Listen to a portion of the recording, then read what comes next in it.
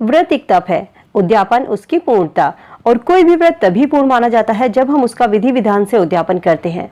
उद्यापन साल में एक बार अवश्य किया जाता है। हर व्रत के उद्यापन की विधि अलग होती है। एकादशी पर अगर आप व्रत रखते हैं तो मन में प्रश्न उठता है कि हमें कौन सी एकादशी का उद्यापन करना चाहिए, कृष्ण पक्ष की एकादशी या शुक्ल पक्ष की एकादशी, क्योंकि एकादशी महीने में 2 बार आती है, जैसा कि हम सभी जानते हैं। आज की वीडियो में हम जानेंगे कि कौन सी एकादशी पर आप उद्यापन कर सकते हैं। जय श्री कृष्णा, राधे राधे। मेरे यूट्यूब चैनल सात्विक मन में आप सबका बहुत बहुत स्वागत है। ईश्वर से प्रार्थना करती हूँ आपके घर परिवार में सुख समृद्धि हमेशा बनी रहे। जैसा कि हम सभी जानते हैं कि एकादशी का व्रत माह में 2 बार और साल में 24 बार आता है। साल की सबसे बड़ी एकादशी शुक्ल पक्ष की और दूसरी कृष्ण पक्ष की एकादशी मानी जाती है। एकादशी का व्रत भगवान विष्णु को समर्पित होता है, इसीलिए भगवान विष्णु की कृपा पाने के लिए एकादशी का व्रत सबसे उत्तम और सबसे श्रेष्ठ माना गया है। शास्त्रों में कहा गया है कि जो भी भक्त या श्रद्धालु एकादशी का व्रत करते हैं उस पर भगवान विष्णु और शिव दोनों की कृपा बनी रहती है। लेकिन एकादशी का व्रत या कोई भी व्रत तभी पूर्ण माना जाता है जब हम उसका विधि विधान से उद्यापन करते हैं। प्रत्येक व्रत की उद्यापन विधि अलग अलग होती है। अगर किसी भक्त श्रद्धालु ने एकादशी का व्रत किया है तो उसे एकादशी का उद्यापन अवश्य करना चाहिए। और जिसने अभी तक व्रत स्टार्ट ना किए हो और व्रत को स्टार्ट करना चाहते हैं तो वो भी पहले उद्यापन करके उसके बाद व्रत रख सकते हैं।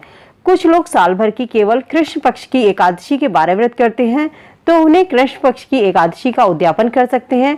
जो लोग शुक्ल पक्ष की एकादशी का व्रत करते हैं वो शुक्ल पक्ष की एकादशी का उद्यापन कर सकते हैं। उद्यापन अपनी सामर्थ्य और अपनी इच्छा के अनुसार ही करें, लेकिन उद्यापन आपको अवश्य करना चाहिए, तभी कोई व्रत पूर्ण माना जाता है। अगर आप कृष्ण पक्ष की एकादशी का व्रत करते हैं तो उद्यापन आपको कृष्ण पक्ष की द्वादशी तिथि पर करना चाहिए। अगर आप शुक्ल पक्ष की एकादशी का व्रत करते हैं तो उद्यापन शुक्ल पक्ष की द्वादशी तिथि को करना चाहिए।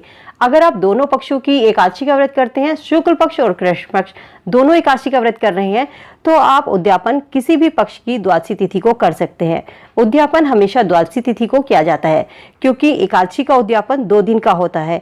एकादशी के दिन व्रत रखा जाता है और द्वादशी के दिन हवन करके 24 या 12 ब्राह्मणों को दान करके भोजन कराया जाता है। अगर आपने साल की 12 एकादशी का व्रत किया है तो 12 पंडितों को भोजन कराइए। अगर आपने साल में 24 एकादशी का व्रत किया है तो 24 पंडितों को भोजन कराइए। 10वीं तिथि के दिन घर मंदिर को साफ सुथरा करके पूजा की जरूरत का सामान जो भी है उसको इकट्ठा कर लीजिए और 10वीं तिथि पर शाम के समय ही पंडित जी को निमंत्रण दे दें और एकादशी पर संकल्प करें कि आज मैं निराहार रहकर व्रत करूंगी और द्वादशी को पंडितों को भोजन कराने के बाद ही मैं भोजन करूंगी। भगवान, मैं आपकी शरण में हूँ, अपनी कृपा दृष्टि मुझ पर बनाए रखें।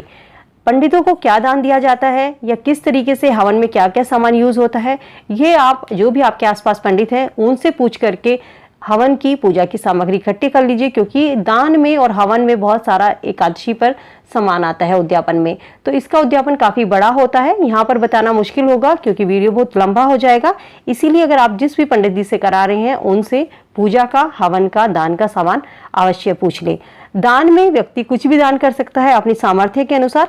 पहले जैसे कि स्वर्ण मुद्राएं दान की जाती थी, लेकिन आजकल आप कपड़े, बर्तन, रुपया, सोना, चांदी अपनी सामर्थ्य के अनुसार दान कर सकते हैं। अगर कोई गरीब व्यक्ति है और वो दान नहीं कर सकता है और अगर वो एक कौड़ी भी किसी श्रद्धा से अपनी दान करता है तो दोनों का फल एक ही समान मिलता है, अर्थात दुगना दान करें या 4 गुना दान करें। और अगर गरीब व्यक्ति यदि उससे आधा भी दान करता है तो वह दान का पूरा फल पाता है। अगर हवन करने में आप असमर्थ हैं तो उसके लिए भी आप किसी पंडित को अलग से दक्षिणा दान में दे सकते हैं। कोई भी व्रत तभी पूर्ण माना जाता है जब पूरे विधि विधान से उसका उद्यापन किया जाए।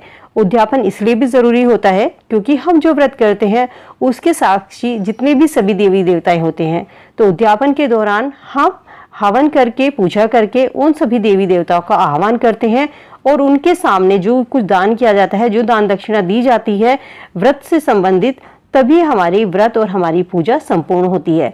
तो ये थी एक छोटी सी जानकारी एकादशी उद्यापन से। उम्मीद करती हूँ दी गई जानकारी आपके लिए लाभदायक होगी। वीडियो अगर पसंद आई तो वीडियो को लाइक शेयर कीजिए। चैनल पर पहली बार है तो ऐसी ही छोटी छोटी जानकारी और उपाय के लिए चैनल को सब्सक्राइब करके बेल आइकन प्रेस कर लीजिए। चलिए मिलती हूँ नई वीडियो में नई जानकारी के साथ, तब तक के लिए जय श्री कृष्णा, राधे राधे।